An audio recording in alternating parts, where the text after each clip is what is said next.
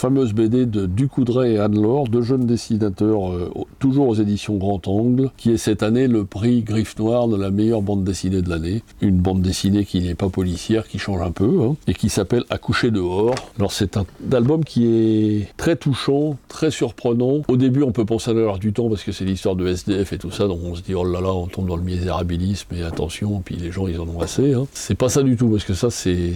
le pitch de départ, puisque les personnages sont des SDF, mais qui vont hériter d'une maison. Et la défunte dont ils héritent, la seule condition à ce qu'ils aient la maison, c'est qu'ils adoptent l'enfant de cette défunte, qui est un enfant trisomique. Donc ça touche en plus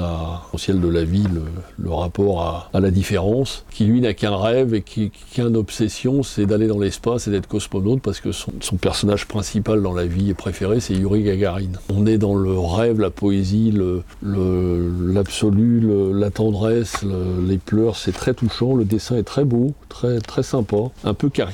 caricatural, ça fait un peu des dessins à la Poulbeau, un peu dans le genre de dessin, et c'est vraiment une très très belle BD, qui est à la fois drôle, pleine de tendresse, pleine d'humour, pleine de sensibilité, de tristesse, c'est vraiment un très beau truc, et puis, contrairement à ce que je pensais au début quand on a rentré le speech, pas du tout misérabiliste ni rien, au contraire, c'est un hymne à la vie, à l'espoir, à la différence, et plus de ça avec une originalité, parce que